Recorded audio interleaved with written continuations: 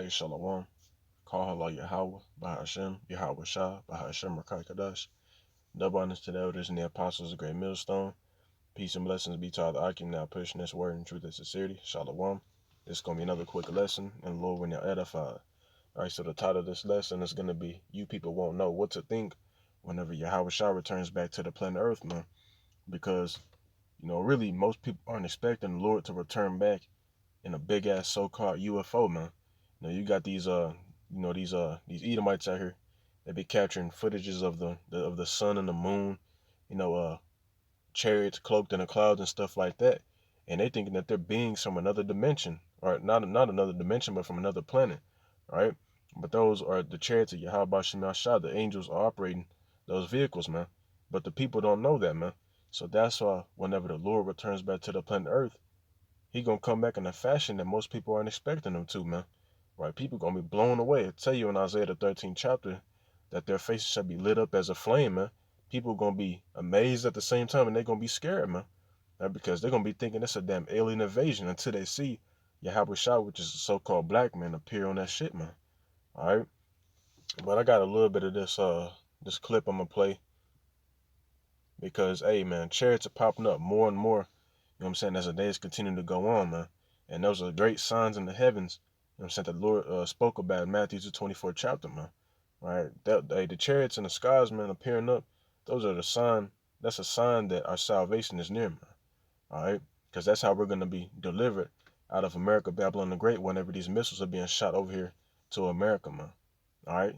That's our basically, the ark, man, for us. All right? I'm gonna play a little bit of this video so y'all can see. I like saying that because I mean it from my heart. We're going to look at some pictures of a ship, a large ship on the Soho Lasco C2 that showed up on October the 1st, 2020. Here we go. What we are looking at right now is a very large ship on the Soho Lasco C2 that showed up on October the 1st, 2020 at 10:12.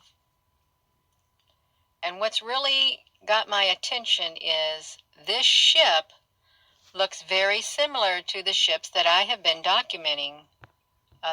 And the shit she's been documenting are the pictures on the right. The two pictures over here. Those are the pictures she's been taking. You see, it's a whole fleet right there, man.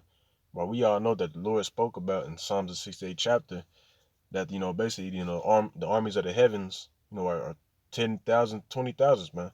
Right? It's basically an innumerable number, man.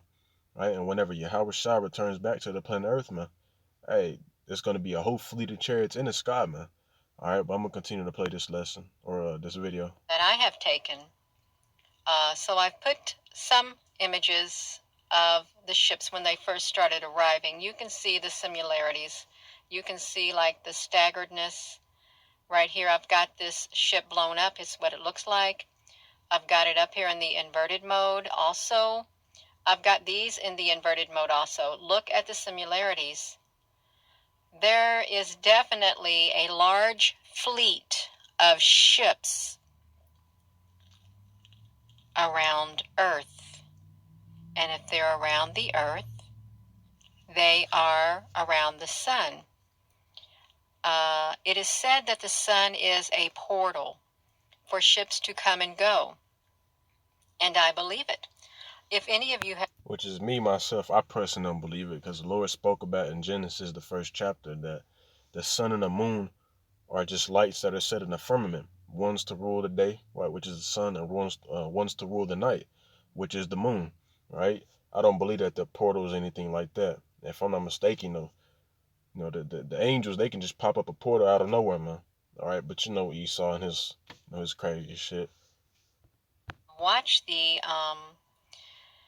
any of the products not offered by the iswa.nasa.gov, and you've watched them in motion, you'll see all kinds of UFOs flying around. And no, they cannot be dismissed as space debris and or satellites. Okay, they can't. When I say there's a fleet, there is a fleet, okay? And I think there's more than one fleet. I think there's other species that have... It's a whole fleet of them, man. All right, this is the book of Psalm 68 and 17. It says the chariots of Yahweh, right? Speaking about the heavenly vehicles. It says are 20,000, even thousands of angels. The Lord is among them, as in Sinai in the holy place, man. All right, so the chariots of Yahweh are 20,000, even thousands of angels. You can't even number the amount of chariots, you know what I'm saying, that the Heavenly Father has in the heavens, man. All right, and whenever Yahweh Shah returns back to the planet Earth, that is why the sun and the moon are going to be darkened, man. Not only because of the nuclear missiles, giving off that smoke and, them explosions, man, but because whenever Yahweh Shah returns, man, it's spoken about in Revelation, the first chapter, that every eye shall see him, man. Right? That's why. The reason that being is because he's gonna return back in a ship that's so fucking massive that it's gonna be blotting out the whole sun, man. Like you watched the movie Independence Day, that big ass ship. Hey, that's how your Howard Shot ship gonna be big as hell, man. Right? And then on top of that, he gonna have thousands on top of thousands on top of thousands on top of thousands on top of thousands of the angels operating chariots surrounding the earth, man. All right. So you damn right. There's a whole fleet of chariots out there, man. Right. The Lord gonna come back in a fashion that most people aren't expecting him to, man. All right, because they still think. Y'all know you heard her. She still think that those are species from different planets, man. All right, but they gonna figure out real soon that those are the heavenly angels, man. Have their And really, these top elites, man, they know it, man. All right, because they got technology, on the satellites and stuff like that, and they've seen it. If I'm not mistaken, one of the brothers brought it out at one of his camp lessons that some I forgot, I think it was a CIA agent, or I'm not too sure what he was, but basically he revealed that a so-called black man was coming out of a UFO. He wanted to say nigga, but he wanted, yeah, he was a so-called black man coming out of a UFO, and it's talking about an angel, man. Right? So these people that work, what I'm saying, with these higher ups and stuff like that, they know, man. Feet up there in the sky. How long will they stay up there without their presence being brought out into the public, like on the local channels and on the worldwide news broadcasts? How long will that take? That should be it on that. But hey, man, sooner or later they all gonna reveal themselves, man. All right, whenever the Lord give them the go, give them the green light to go, hey, y'all gonna see them, man. You gonna see the ships in full detail. That's why the prophet Ezra in the book of Second Ezra, the 15th chapter, whenever he saw them, he said they were what is it? The clouds were great and terrible. Let me see if I can find it real quick. Salaki. Second Ezra 15, and it should be somewhere around here. Let me see. Damn, I hope I find it.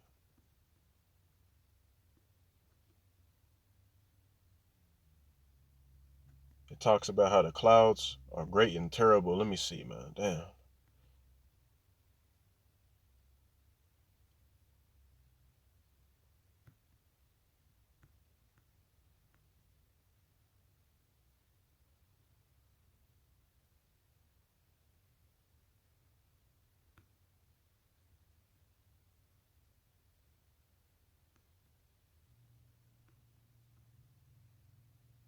Yo, Khan, second Ezra 15 to 34 says, behold, clouds from the east, right? Speaking about chariots, man.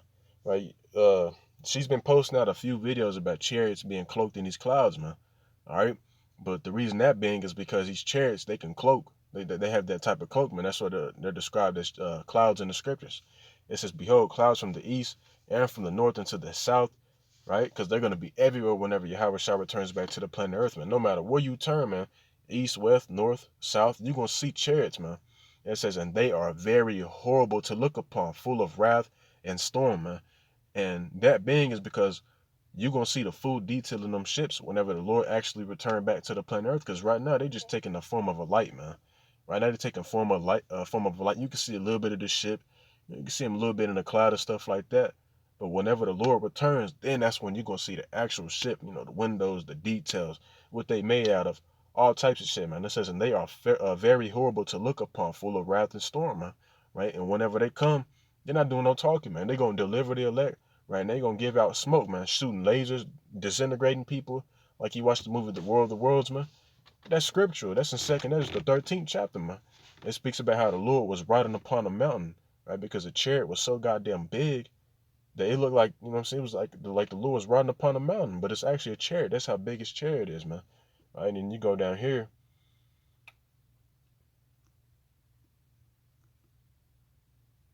It says, the great and mighty clouds shall be puffed up full of wrath, and the star that they might take all the earth afraid, and them that dwell therein.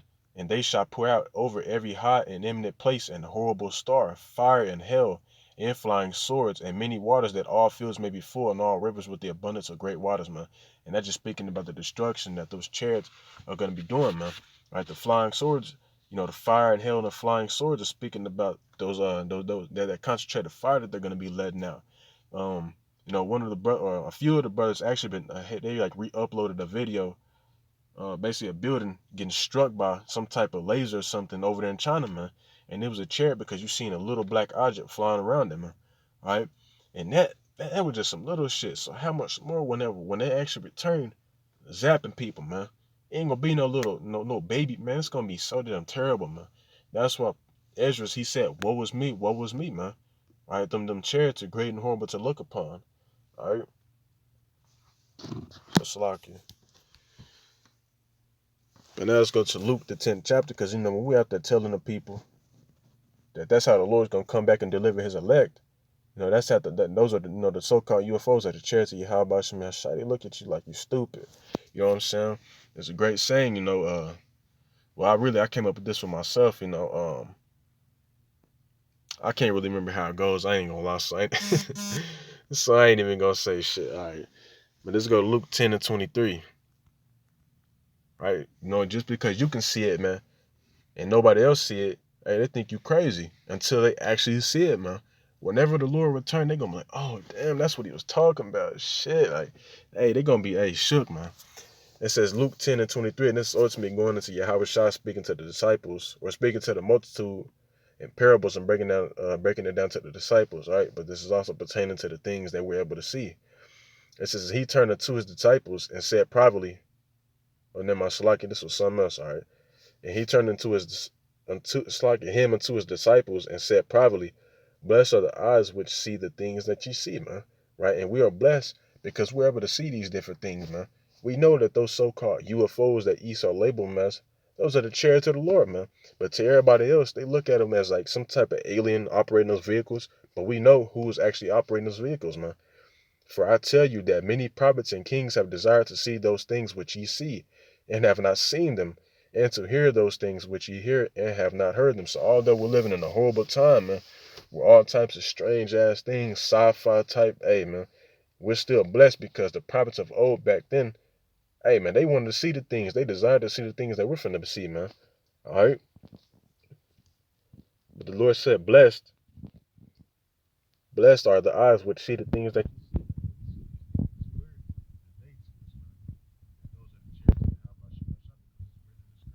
yep.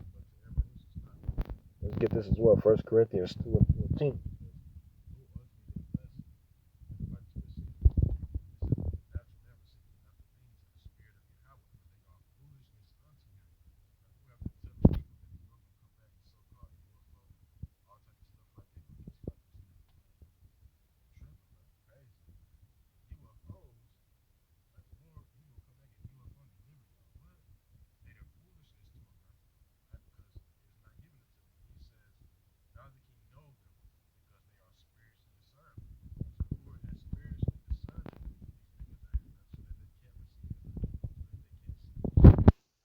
All right, so now let's go to Matthew 13 and 11.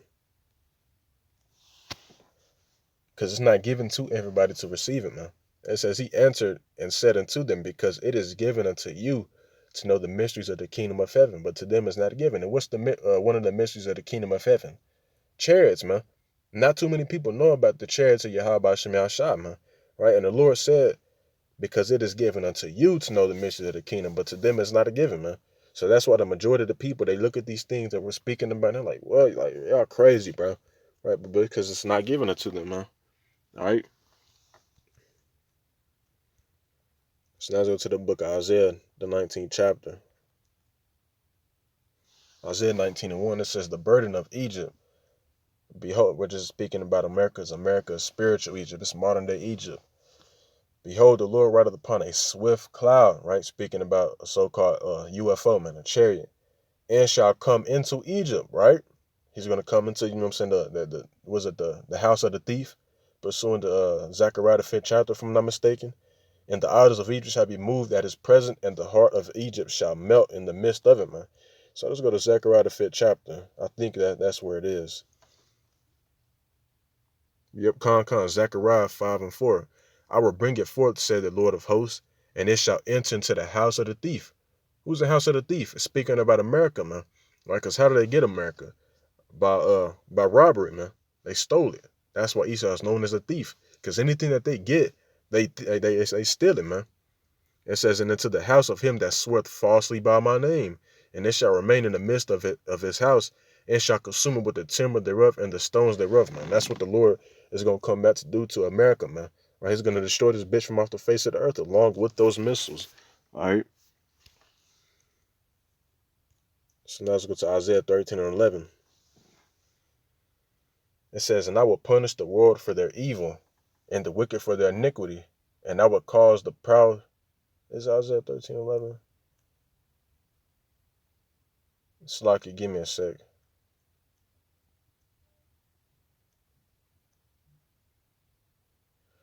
Damn.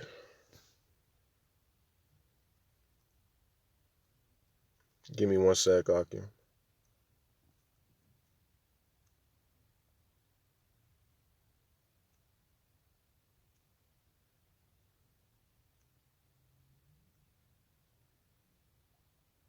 Yeah, con. All right. Isaiah 13, I'm going to start at 6. It says, How ye, for the day of the Lord is at hand. It shall come as a destruction from the Almighty. Therefore shall all hands be faint, and every man's heart shall melt. All right. Why is every man's heart going to melt, man? All right. Wisdom of Solomon, 5th chapter, man. All right. It says, and they shall be afraid. Pangs and sorrows shall take hold of them. They shall be in pain as a woman that travaileth. Niggas are going to be scared, having heart attacks, all types of things like that, because like I said before, man, nobody's expecting the Lord to return back in the fashion that he's going to return in. It says, they shall be amazed one at another. Their faces shall be as flames. All right. So let's go to Wisdom of Solomon, the 5th chapter, to see why their faces are going to be as flames. Salaki for my speech.